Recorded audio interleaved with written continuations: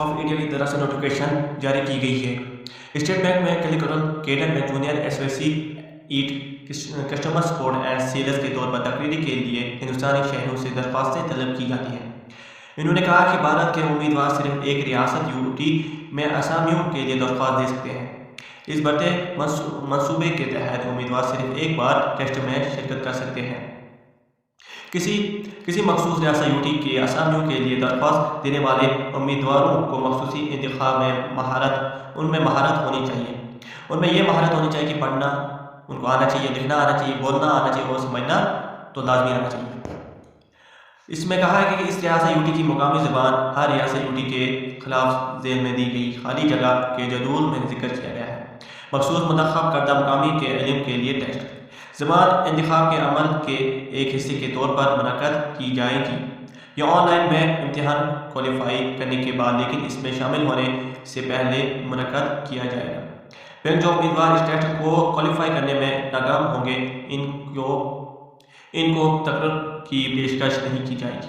वो उम्मीदवार जो 10वीं या 12वीं क्लास के मार्क्स सर्टिफिकेट तैयार करते हैं, मखसूस मुंतखब करदा मुकामी ज़बान का मुताला करने के सबूत के लिए ज़बान के इम्तिहान से गुजरने की ज़रूरत नहीं होगी। अंडर के लिए कोई इंतज़ाम नहीं है। भर्ती किए जाने वाले जूनियर एसओसी एटस के लिए circle transfer inter state transfer इब्तदाई इम्तिहान आर्जी तौर पर जनवरी 2024 के महीने में लिया जाएगा और मेन इम्तिहान आर्जी तौर पर मुनक़िद किया जाएगा।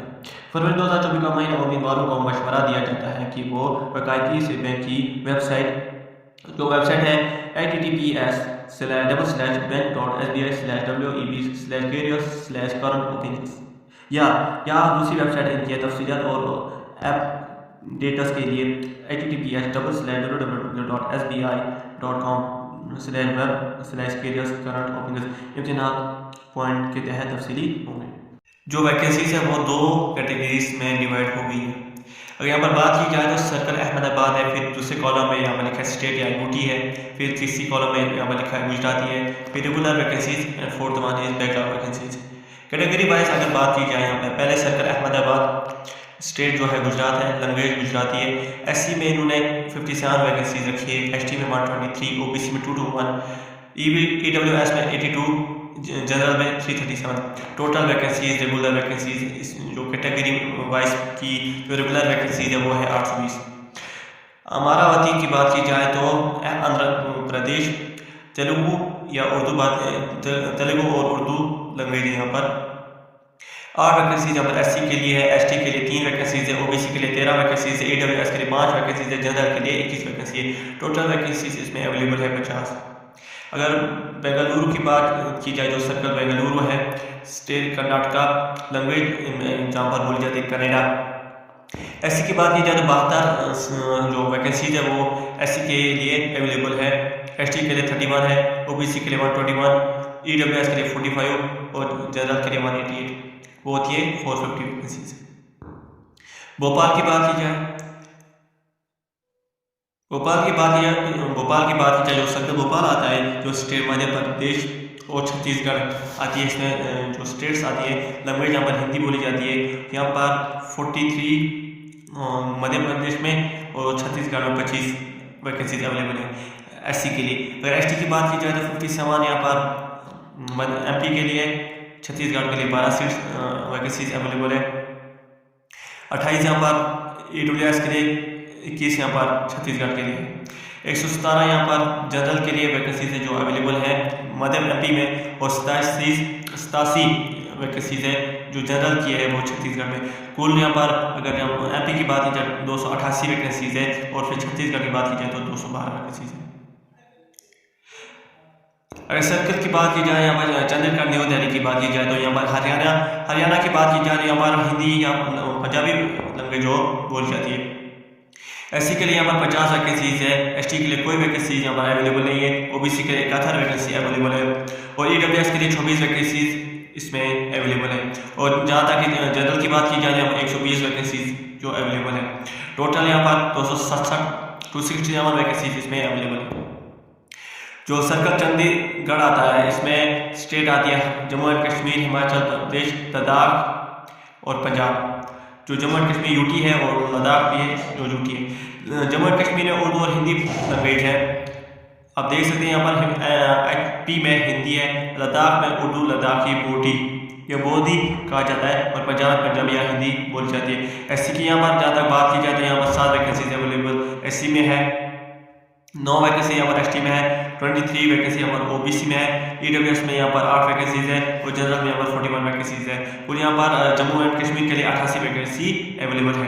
ताकि एचपी की बात की जाए, यहाँ पर 45 वैकेंसीज यहाँ पर एससी के लिए अवेलेबल है, 7 वैकेंसी एसटी के लिए है, 36 जिसको कहा जाता है ओबीसी के लिए वैकेंसी अवेलेबल है। जहाँ तक बात की जाए ईडब्ल्यूएस कैटेगरी की तो 18 वैकेंसी अवेलेबल है एचपी में, 74 वैकेंसी यहाँ पर जनरल में अवेलेबल है, 180 टोटल वैकेंसी यहाँ पर अवेलेबल है हिमाचल प्रदेश में। और लद्दाख यूटी की बात की जाए, यहाँ जहाँ 4 वैकेंसी यहाँ पर एससी के लिए अवेलेबल है, 5 वैकेंसी यहाँ पर एसटी के लिए अवेलेबल है और ओबीसी के लिए 13 वैकेंसी अवेलेबल है, ईडब्ल्यूएस के लिए 5 और जनरल के लिए 23, कुल यहाँ पर 50 वैकेंसी अवेलेबल। अगर आपको ये फुल जानकारी इसमें चाहिए तो मैं डिस्क्रिप्शन में इसकी लिंक दे दूंगा, आप वहाँ पर जाए और इसकी पूरी जानकारी ले सकते हैं। अप्लाई कैसे कर सकते हैं, आपकी एलिजिबिलिटी क्राइटेरिया क्या होना चाहिए, आपकी एज क्या होनी चाहिए। तो देखिए, नॉट बिलो 20 ईयर्स, आपकी एज 20 साल से कम नहीं होनी चाहिए और ना ही 28 साल से ज़्यादा होनी चाहिए।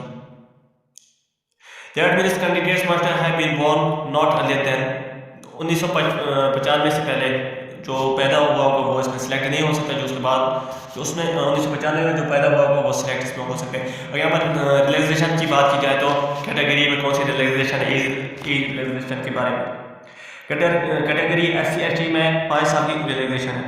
अगर आपकी एज जो 20 साल है, एसटी की बात की जाए 5 साल की रिलैक्सेशन है, ओबीसी में यहाँ पर 3 साल की रिलैक्सेशन है, पीडब्ल्यूडी जनरल ईडब्ल्यूएस के लिए 10 साल की रिलैक्सेशन है, पीडब्ल्यूडी SC ST के लिए 15 साल की रिलैक्सेशन है, पीडब्ल्यूडी ओबीसी के लिए 13 साल की रिलैक्सेशन है। एक्सेलेरेशन प्रोसेस की बात की जाए तो यहाँ प्रोसेसर क्या रहने वाला है, आपको पहले ऑनलाइन टेस्ट देना पड़ेगा जो प्रिलिमिनरी एंड मेन एग्जाम होगा। उसके बाद आपके नेम ऑफ द टेस्ट यहाँ पर लिखे हुए इंग्लिश लैंग्वेज है, medium of English, numerical ability, reasoning ability, number of question 30 question आपसे पूछे जाएंगे इंग्लिश में, मार्क्स आपको मैक्सिमम 30 होंगे, ड्यूरेशन आपको 20 मिनट का होगा।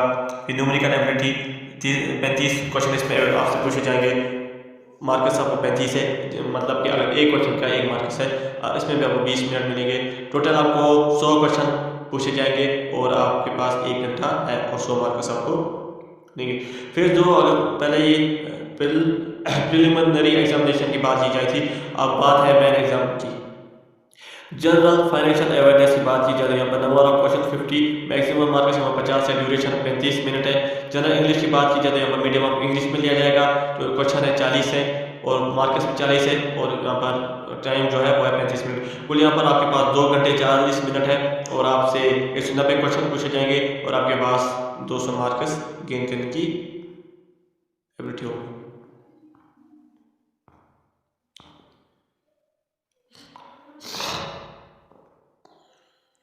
और अगर एप्लीकेशन फ़ी की बात की जाए तो यहाँ पर आपकी जब ऑनलाइन अप्लाई करने जाएंगे तो आपकी फ़ी क्या रहने वाली है।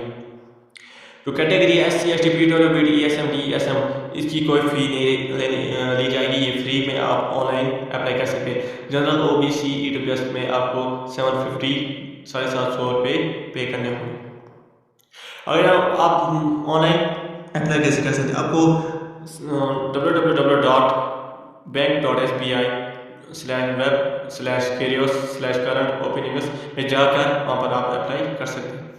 अगर आपको ये वीडियो अच्छी लगे तो चैनल को सब्सक्राइब ज़रूर करें ताकि मज़ीद आने वाली वीडियो आप तक सबसे पहले पहुँचे।